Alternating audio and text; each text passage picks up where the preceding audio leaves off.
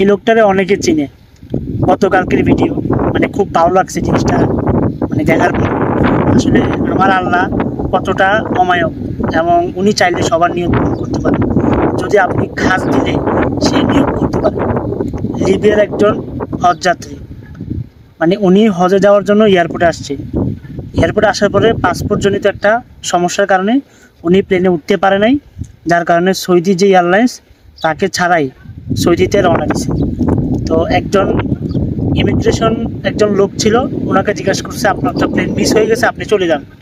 তো সে উত্তরে একটা কথা বলছে, দেখেন আমি নিয়ত করে আসছি, আমি হজে যাব, আমার আল্লাহ আমার সেই নিয়ত পূরণ করবে ইনশাআল্লাহ। এটা বলে উনি বসে গেছে, উনি আর কোথাও যায়নি।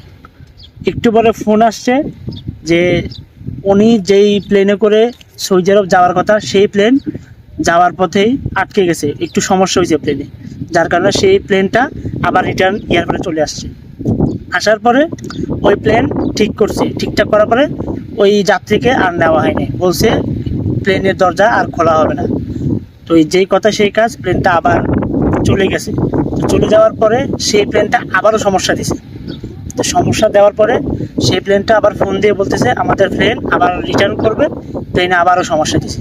তো এটা করার পরে সেই লোক এখনও ছিল, কিন্তু প্লেন ঠিক হওয়ার পরেও ওই যাত্রীকে আর উঠাই নাই, বলতেছে ওই লোককে আমরা উঠাবো না, দরজাও খুলবো না, আমরা আবার সৌদি আরবের উদ্দেশ্যে রওনা দিব। তো যেই কথা সেই কাজ আবার তৃতীয়বারের মতো আবার যখন সে প্লেনটা ছেড়ে যায় সৌদি আরবের উদ্দেশ্যে, দেখেন আল্লাহর কি লীলা খেলা, আবারও সেম কাহিনি, আবারও প্লেনের সমস্যা দিছে, আবারও ফোন কল আসছে যে প্লেনের সমস্যা। তো প্লেন আবার রিটার্ন ব্যাক করছে। ব্যাক করার পরে ওই যেই ক্যাপ্টেন ছিল সেই ক্যাপ্টেন বলতেছে আমি যেই যাত্রীকে রেখে চলে গেছিলাম সৌদি আরবের উদ্দেশ্যে, আমি সেই যাত্রীকে না নেওয়া পর্যন্ত আমি আর সৌদি আরব যাব না। তো ওই যাত্রীকে আবার প্লেনে উঠানোর পরে আল্লাহর রহমতে উনি সৌদি আরবে পৌঁছাই, প্লেন সহ যাত্রী সহ, কিন্তু ওই প্লেনে আর কোনো ডিস্টার্ব হয়নি বা কোনো সমস্যা হয়নি। দেখেন আল্লাহর কত নিয়ামত, আল্লাহ চাইলে কত কিছু করতে পারে। আপনি নিয়ত করলে আল্লাহ আপনার নিয়ত অবশ্যই পূরণ করবে।